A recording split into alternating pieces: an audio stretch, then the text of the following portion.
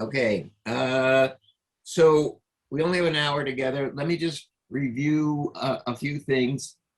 One is to emphasize that the purpose of this course is learning to write based on sources, based on information from others.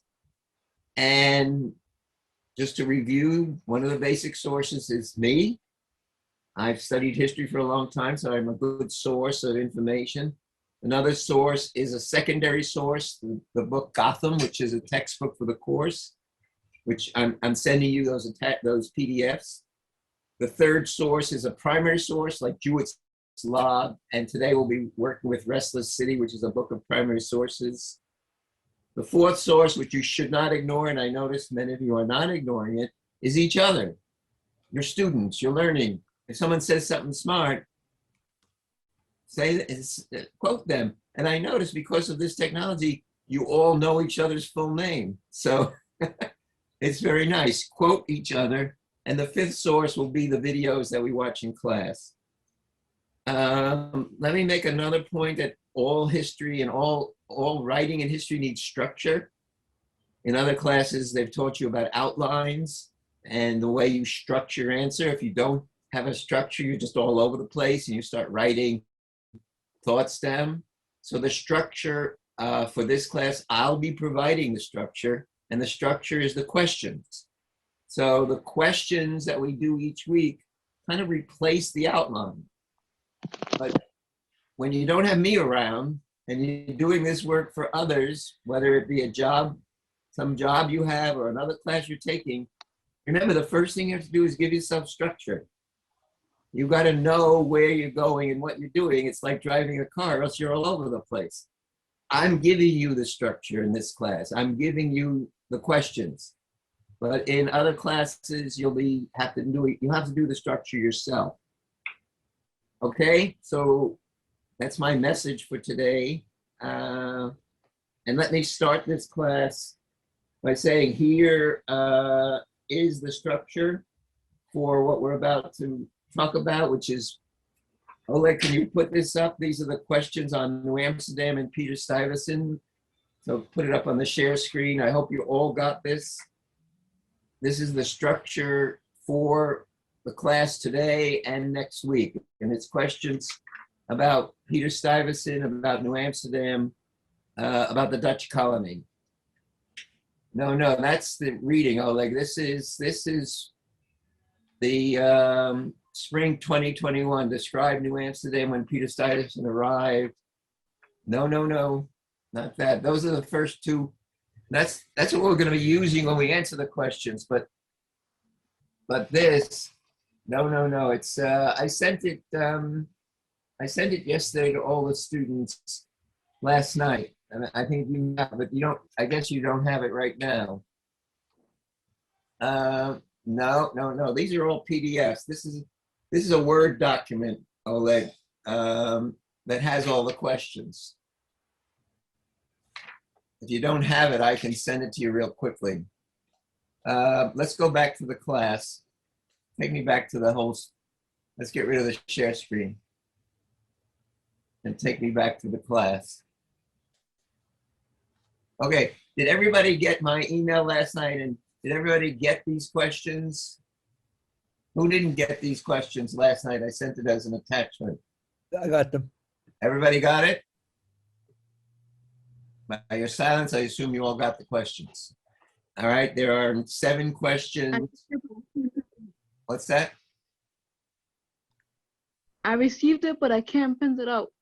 You can't print it. You don't have to print it out. As long as you can see it on your screen, you'll be able to use it to answer the question. So if you can see it, that's great. It's a Word document. Okay, so I'm going to assume. Or is it the one that says describe New Amsterdam that started? Okay. Yeah, I got it. Okay, everybody got it. Oleg, we're out of the woods. Uh-oh, I think, hey!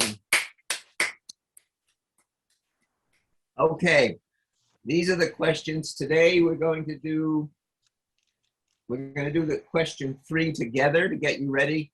The answers to these questions are due a week from tomorrow. So you have between today and a week from tomorrow to answer these questions. I want you to get it done before spring break, so you don't ruin your spring break by having to do homework. So I want you to, these questions, the answers will be due a week from tomorrow. And we're going to go over where to find the answers. First, we're going to start with my presentation, and then we're going to work as a class, and then in groups. So Oleg, can you give me the full screen of all the students? Because everybody has these questions, and so I can see everybody, or at least those who have their screens on. Okay, so step one, in terms of answering these questions, is RKL. I'm a source, I'm a historian, I have every right to tell you a few things, and you as students have every right to take notes. And so to answer these questions, the source that you would put in brackets, hi Francesca, nice to see you. And Joseph is here, so welcome, welcome, welcome. I think we have, oh look, we have all 17 students? 17 with us. With us, so we're missing 2 students. Yep. Okay, we'll have to jot down who's not here yet, but they may show up soon. Okay, so my presentation today, again, when you quote me in brackets, you do RKL, okay? And so in terms of Peter Stuyvesant, one of the things you should remember is that this was a Dutch colony. This was not a British colony. New York is different from all of the other 13 colonies in the sense that it was settled by the Dutch, not by the English. And it is developed with Dutch tastes, and it is run as a Dutch village. So I'll give you a wonderful example. In New York today, we say when you're sitting in front of the house, we say, oh, you're on the stoop, right? You're in front of the house, you're on the stoop. That's a Dutch word, right? It was pronounced stoop. And when you have, if you have friends in other cities, they don't use that term. You have friends in Boston or Philadelphia or in Detroit or in San Francisco, they don't use the term stoop. We have certain words here in New York that come from the Dutch that are not English words. I'll give you another one. You're gonna love this. Brooklyn. Brooklyn is a Dutch word, right? Bronx was a Dutch family.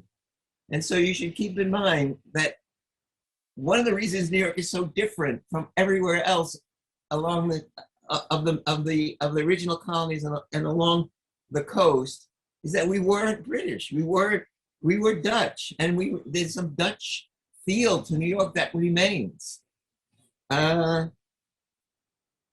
What they tried to do, and what Stuyvesant tried to do, and what the Dutch tried to do, was set up a Dutch way of life. So they build canals, and they have a sense of, they want a sense of trade, they want a sense of market. And Stuyvesant is brought in because the town isn't doing well and it's being run by a company. And you should write down that New York was never settled for religious freedom. New York was never settled for people who were fleeing persecution. New York was settled, I've said this before in this class, New York is settled to be a market town. That's why we were settled. That is the theme of New York. And Stuyvesant comes in because it wasn't doing well. And he gets people to survey the land. He gets people to lay out property lines. They pave the streets. There's a street in New York today called Stone Street. It's called Stone Street because it was the first street in New Amsterdam to be paved with cobblestones. Stuyvesant imposes speed limits on the horses. He says you can't let your pigs and cows and goats roam free. And they are roaming free and they're eating everybody's garbage, but they're also eating everybody's vegetables. He says, they declares that you can't throw garbage in front of your house, that you have to clean up the front of your house. Today in New York, you're responsible for the front of your house, for shoveling the snow. It goes back to Stuyvesant in New Amsterdam, the responsibility you have to clean the front of your house. He establishes sites where you can dump the garbage. Because most houses in New Amsterdam were built of wood, he prohibits construction of wooden chimneys. Makes sense not to have wooden chimneys. He bans the use of fireplaces. And you can't ban the use of fireplaces on windy days, excuse me. He builds a post office. He builds a pier. It is all being Dutched. It is all being done under Dutch architecture. They build a pier. They build houses. They fill the marshy lands. It's a Dutch city. It's a Dutch way of life. And Stuyvesant rule for the 17 years he was here makes this town popular and profitable. And the question we'll be getting to is, how does he finance all of this? We'll get to that later. So that's what I want to say to you about Stuyvesant and about the Dutch. That's my presentation. And we'll now turn to primary sources as another source of information. But before I do that, are there questions on what I've just said? I just said a lot. Did you miss something? Do you want me to repeat something?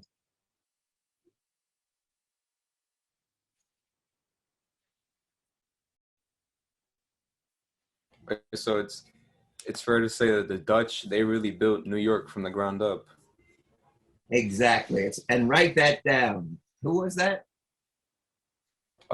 Me, Luis. Luis. People can quote Luis on that one. Say it again, Luis. It's fair to say that the Dutch, they built New York City from the ground up. Exactly. And I would say they arrived and they picked the swampiest part of town to settle down in the below Wall Street. And by the way, Wall Street was a wall built by the Dutch. Is that great? It was a wall built by the Dutch to keep out the Indians and the British, and the origins of that street name. So they, as Louis said, they built it from the ground up. I would add from the swamp up. Somebody else have a question or a statement they want to make? So the streets were made out of cobblestone? That's such a great, Christian, it's a great point. When they get here, and why, right? You want to know why? Is that what you said? Why? All Yes. Right. Love the question. Okay. So a cobblestone is a stone that is cobbled. So what does it mean to cobble something, right? It means you take a stone and you shape it, right? It isn't just a stone anymore because you've shaped it, you've cobbled it, right? You know the word cobbler, you can look up the word cobbler. And what they do is they take a stone from the riverbed, which is round on top, and they take the sides and they make them flat, okay? So now you have a stone that's round on top, and on the four sides, they make it flat. All right, now in your minds, imagine putting one stone after another to pave the street. And then you put it side by side by side. And so what you have is a street that has these bumps in it, right? Because you have the tops of the stone. It's all paved out, but because it's a cobbled stone, you have this, the street has all these stones with little curves on the top. And they wanted this. Christian, I'm getting at your question of why. They wanted this for two reasons. Can anybody guess what the two reasons why they would want a street with these stones lined up this way and have these curves on top and then have them side by side? Anyone just guess about why they wanted it this way?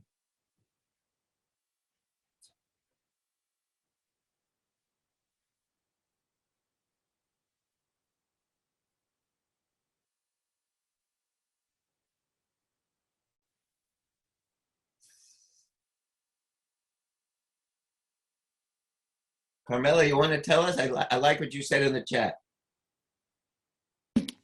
I don't know, like maybe I feel like the way that construction works is they do something for the purpose of whatever weather or terrain there is in that environment. And so I'm going to pick up, thank you, Carmela. I'm going to pick up on this word weather. And it's a rainy day today, so it's perfect. If you think about them lining up the stones with these curves on top, it's perfect for draining the rain. Because all of a sudden now you have these places where the, Luis, you want to say something? So was it like to prevent against like major flooding? You're going to be quoted. Luis is going to be quoted today. Say it again so people can write it down. Is to prevent major flooding? He's got it. He's got it. He's got it. It's a drainage system. You're creating these little channels for the water to flow off, right? And this, and the second part, Christian, to your answer your question, is it provided footing? You're gonna like this for the horses. The horses could get a footing so they didn't have to travel in mud, right? Or hit something that was uneven, or something. If it's a paved, even road, it's better footing for the horses and for the horse-drawn traffic for the wheels to roll on. How'd we do, Christian, in answering your question? Good. I'm gonna give an example here in Queens. Okay. There's an actual street with one block here in Astoria on 39th Avenue and 28th Street, where the street is actually made out of cobblestone. Now, Christian, could you or a family member go out and take a picture of that for me?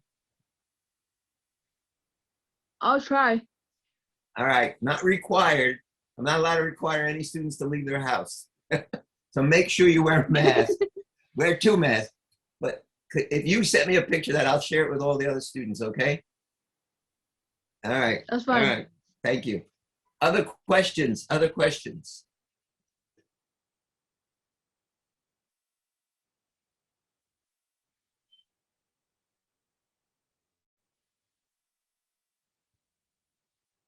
Okay, so let's turn, Oleg, please show 126A. 126A. Okay. Does everybody have 126A, which is the beginning of it is Unit 2-3 City Building, Peter Stuyvesant, Director General. Everybody get that one? Anybody not get that attachment 126A? Yeah, I have it. Everybody has it? I have it. All right, Oleg, you want to show it? Does everybody have this attachment? You got it? Okay. So you could all read, everybody here doesn't need the share screen, right? You can read it from your own screen, so I can see the whole class. Everybody can read it from their own paper, right? Am I right on that? Just somebody say I'm right. All right. All right, so Oleg, So I can close it, you yeah? can close it because everybody has it, and this will make it easier for me. Okay, so I want you to turn to page 25. Everybody turn to page 25 on that handout. The handout starts on page 22, so go to page 25. And on page 25, this is a primary source. This is this. You see that it says the source is Bertold Furnau, the records of New Amsterdam from 1653 to 1674. Everybody with me? If you're not with me, stop me right now. Everybody see that as a source? Okay. Wait, which page did you say? I'm sorry. All right, no, don't be sorry. That's why we're here. So Joseph, it's page 25. We're on page 25. Everybody should go to page 25. Middle of the page says ruling New Amsterdam, Peter Stuyvesant, Atal, 1650s. If you're not, you got it? Got it, yeah. All right, who doesn't have it? We together? Christian, you got a problem? Yeah, I'm trying to find it right now. All right, You you guys can go. go to handout 126A. There's an attachment, and then go to page 25 of that attachment. And in the middle of the page, ruling New Amsterdam, Peter Stuyvesant, Atal, 1650s. You there? All right, we're all together.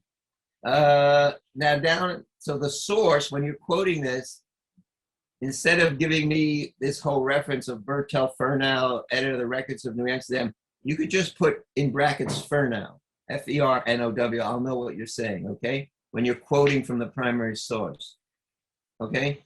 So who wants to start off and read a little bit from this primary source? Anybody itching to do some public reading?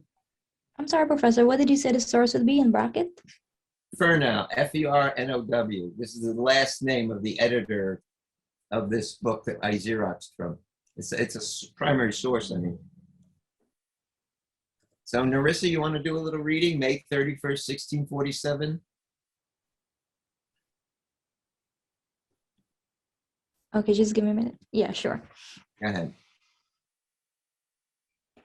May 31st, 1647. Petrus Stuyvesant was Director General of New Netherland and the islands thereto pertaining, capital and commander of the company's ships and yachts in West Indian cruising, to all who may hear or see their presence read greeting. All right, let me just stop you there. Very nice reading, by the way.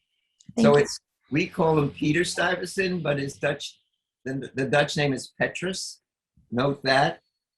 And he's the Director General. They're not calling it New Amsterdam. They're calling it New Netherlands because he's Director General of more than just what we call New York City. So note that. And that's what I want to add for your notes. All right, Larissa, you want to continue? Whereas we've experienced. Whereas we have experienced the innocence of some of our inhabitants when drunk, their quarreling, fighting, and hitting each other even on the Lord's day of rest, to the annoyance of our neighbors and to the disregard, nay, contempt of God's holy laws and ordinances, which command us to keep holy in his honor his day of rest, the Sabbath, and forbid all bodily injury and murder, as well as the means and inducements leading thereto.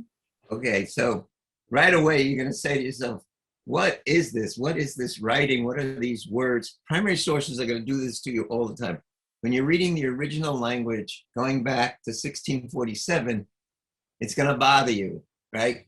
So the first job of a student of history is to put it in language that your friends will understand. That's job number one, and that's what writing's all about. So Narissa, could you put those words you just read, could you put it in your own language? Just say it as you would say it to your family or friends, what you just read.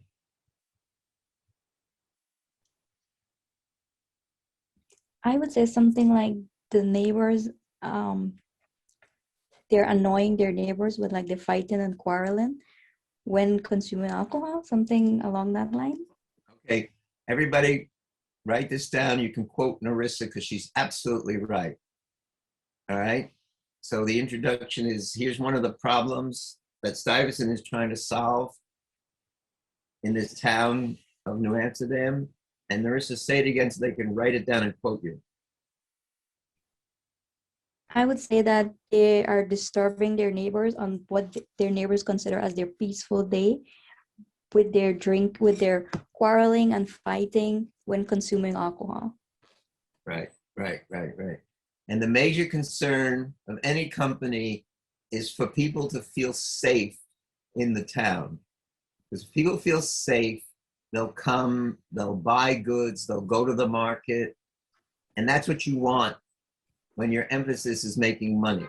You want everybody to feel safe. And so you put laws down to control drunkenness, quarreling, fighting. You pass laws, or what's written here is ordinances. Thank you, Narissa. Okay, so the next paragraph is therefore by the advice. So this is how they're gonna solve the problem. Ivan, you want to read a little bit?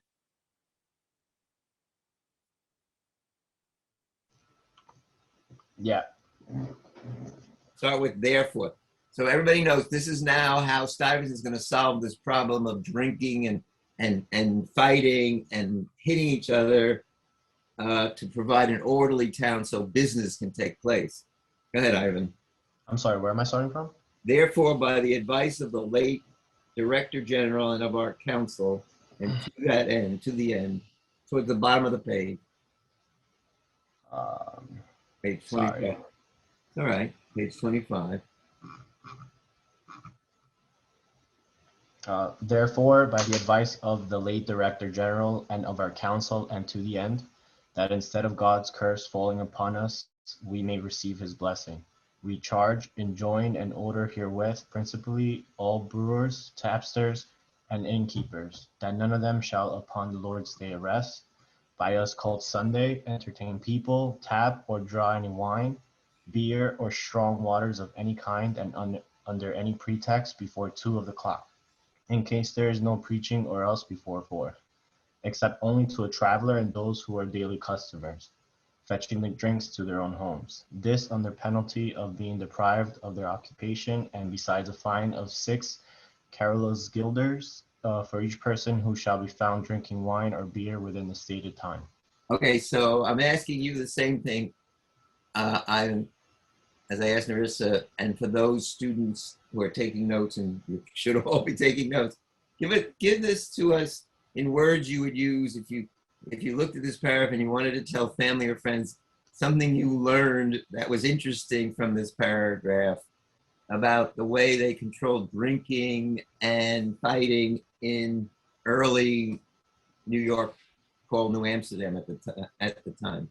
Put it in your own words. What struck you in terms of what you just read? And take a moment to look it over if you need to.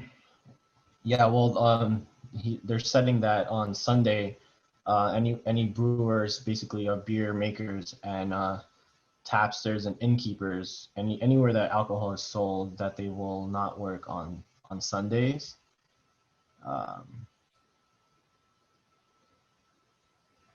Before 2 o'clock. And no preaching or else before 4, except for travelers. So there's rules regarding how and when the alcohol is to be sold. And what rule struck you? The one that says no beer, strong waters of any kind, and under any pretext before 2 of the clock, which is interesting because a long time ago I used to work at CVS, and we weren't allowed to sell alcohol Sunday mornings. So like that law is still in effect to this day. All right, I'm going to stop you there and give you the Academy Award at this point, because that is so important for everybody to write down. And you can quote. Wait, hold on. Wait. Quote Ivan in what he just said, and he's going to say it again, because I know you all want to get it down. So, Ivan, give it to us again. It's brilliant. No alcohol to be sold before 2 o'clock is still a law that is actually active to this day in New York City. Is that amazing? Is that wonderful? And you're reading, this is so chilling. I mean, I love history, so that's why I get chilled. You're reading the origins of what Ivan experienced at CBS, going back to, what's the date of this entry? May 31st, 1647. I'm like vibrating here over They're how. not alcohol? What's that? Before 2, it's still a rule? Like is that still a rule here? And I mean in New York? Yeah. Oh, so like I believe what? so. So what about like bottomless mimosas? Like that's before 2 p.m. Yeah, I think you can do it at restaurants, but I think like buying from like delis, I guess, or I think liquor stores don't even open on Sunday until a certain time.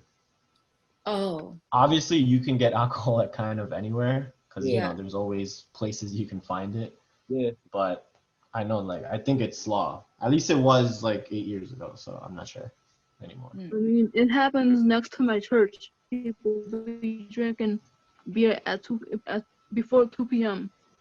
And it's like, it's really a law now that nobody really cares about, to be honest. What did you say, Jonathan? I said that it's a law right now that nobody really cares about.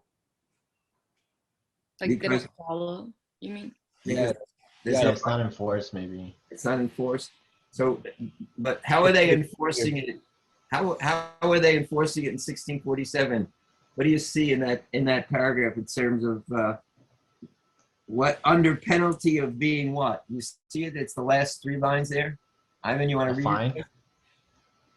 Yeah, this under penalty of being deprived of their occupation, and besides a fine of 6 Carlos guilders for each person who shall be found drinking wine or beer within the stated time. So you lose your job and you get fined? Right. That doesn't happen today, right? Jonathan's No. Jonathan's pointing out that it's weakened over the 400 some odd years, but Yeah. they put it in place in the beginning. You're going back to the beginning. It was pretty serious stuff. And that's the point to make. It was pretty serious stuff. I'm not clear. This rules is existing today. Does this say it again, Sarkar? The rules about the alcohol that they cannot get before 2 p.m. Sunday. This rule is still today. Ivan?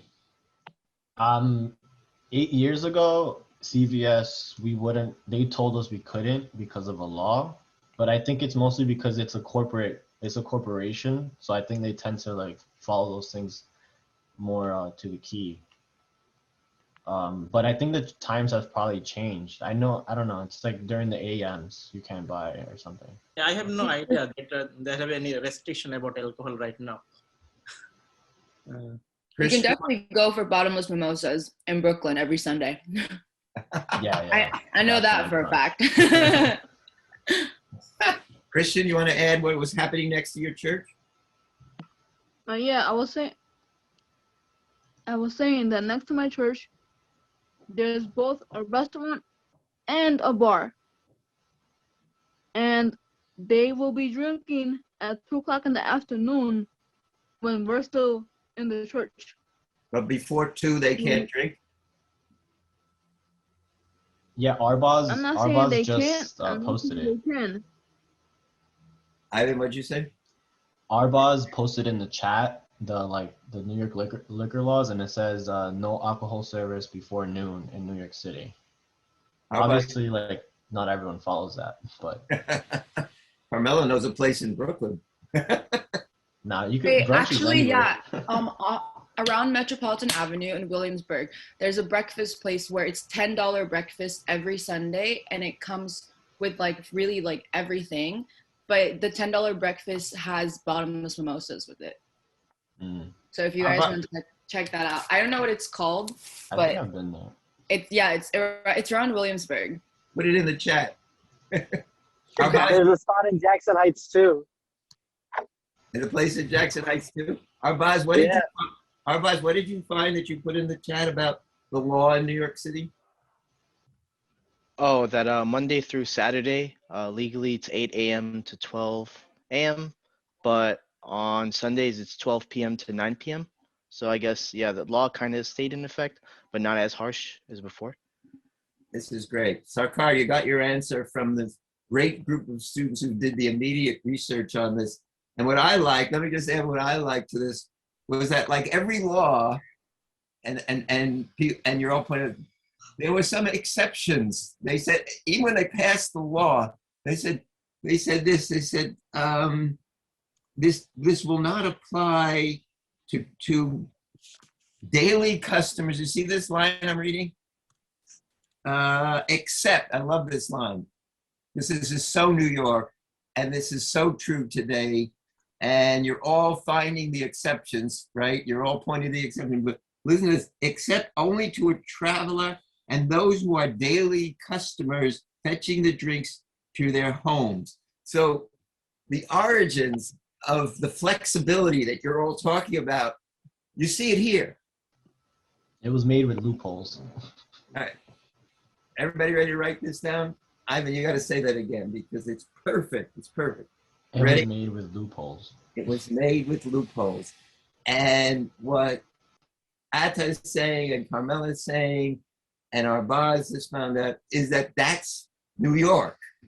That's what happens in New York. But it doesn't happen everywhere. I mean, those of you who have traveled around, boy, it's once you leave New York, you start saying, what? You got no flexibility on this? Like, let me tell you, when I first, when I wrote that book on Steinway, it was very popular, and, you know, I was on TV and everything. So I was traveling around the country, and I would end up in these small towns, and it'd be 9 o'clock or 10 o'clock at night, and everything was closed. I said, what? I mean, we're so spoiled here, but like everything, I mean, in the whole country, it's like really strict in terms of restaurants and bars, and New York is not. New York is not. The only law that is actually active that I do know is it's here on this site that it says since the end of Prohibition, New York does not allow places to serve alcohol within 200 feet of a school or church. I know that is true because when you try to get a liquor license, you can't be near a school or church. And I think Christian gave us the example, right? Because what you were talking about was right next to your church. Yes. All right, we got it. All right, I want to divide you up. And also, What's that?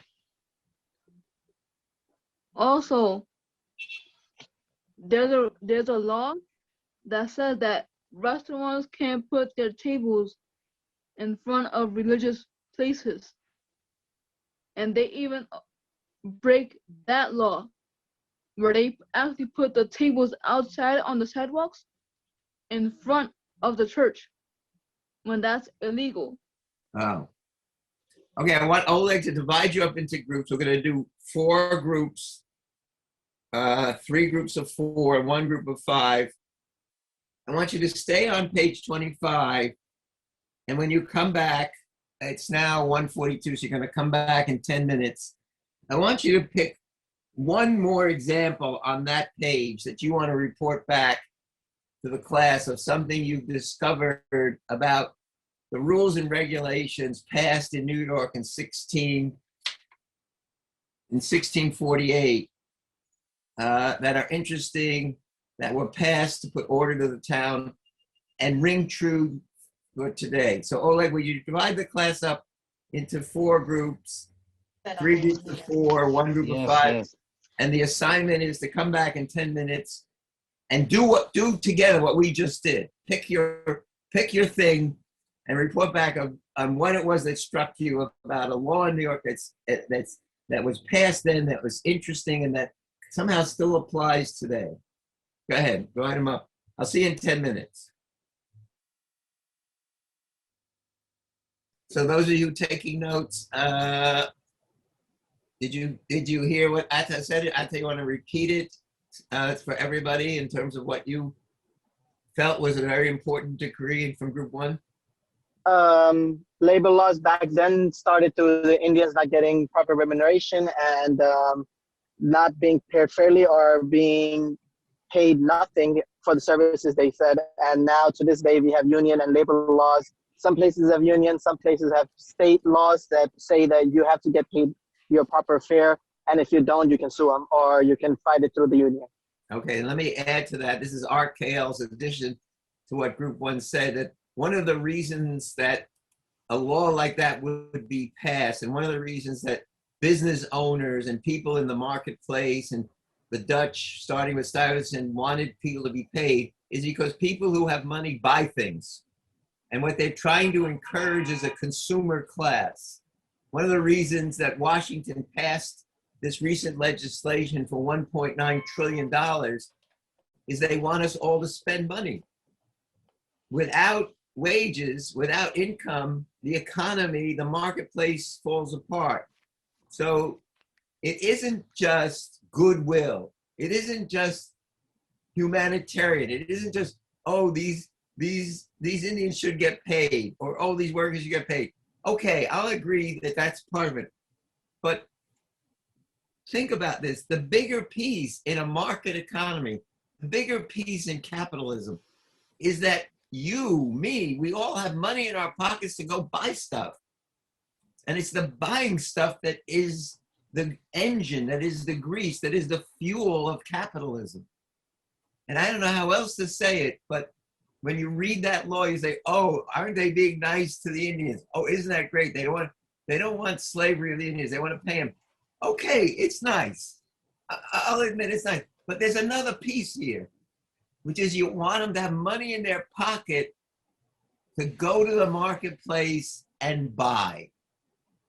And certainly Washington's being very nice. Biden is being very nice. He's giving $1.9 trillion. That's nice, nice, nice.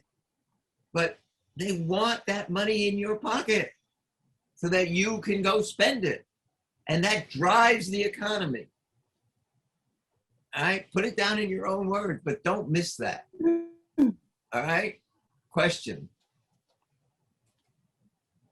Carmela, did you have a question or you're just reacting? No, I have a comment. Oh, comment. I love comments. Go. We're losing your audio. When you said that, like, it's like good for the economy to spend, right? To spend your money. I always say that as a joke whenever I go shopping, like with my friends, and I'll be like, it's good for the economy. So I justify my spending by saying that. Okay, so it's a joke to your friends, but here we are in a history class at a college. I'm a history professor. I'm saying, like, it really is. It really is. Yeah, I didn't know like the background to it, so it's like it's cool to learn now. I'm like, oh my gosh, it is good for the economy, and it's been good for the economy since the beginning. Amazing. Yes, yes. So write it down any way you can and any way you want to write it down. But this is the essence of capitalism. Yeah. This is the essence of capitalism, that you spend money, which drives the marketplace, which drives the economy. It's a big piece. And when we'll get to this in other parts of the class, but it's really, very important. We've run out of time. Too bad. I could talk to you for hours. Enjoy your weekend. Make sure by Monday you have the answers to me to those questions about Hudson and about Jewett. What we're working on now and what we're going to continue to work on Tuesday and Thursday of next week are the questions that are due before the spring break, because I want you to have a good spring break. I don't want you doing homework over spring break. So you can get started on these questions now, knowing that they're due next Friday. We'll be working on them together on Tuesday and Thursday. Enjoy yourselves. Stay healthy. When is spring break? Spring break starts a week from tomorrow, I think, right? Okay, cool. Is that right? Do I got that right? I trust you. I think March 27th to April 4th. Oh, that's beautiful. So do we have 2 more weeks together? No. No, today's the 18th, right? Yeah, so it's next week and then it's the spring break. Yeah. Cool. So I want to get this work done before spring break so you can enjoy yourselves. Okay. All right? All right, you're great to work with. I'm really having a good time. You may have noticed that. Professor. Yes. I have question. That is our next Monday assignment, 2 assignment. One is Jewett and another is Hudson, right? Yeah, that's both part of the same assignment, right? So on Hudson, I saw 8 questions. I have to answer the 8 question. No, I think you don't have to answer the last 3. Don't answer the last 3. Oh, the last 3. Okay. Yeah. So all right. Enjoy. Stay healthy, everybody. Keep spending have a good money. weekend. Have a good weekend, Professor. Okay, I will. Thank you, Professor. All right. Professor. Thank you. Oleg, thank you for your help. Safe. Everybody, Yes. stay healthy. Have a nice weekend. You're fun to work with. You Take too. care. I really need the confirmation.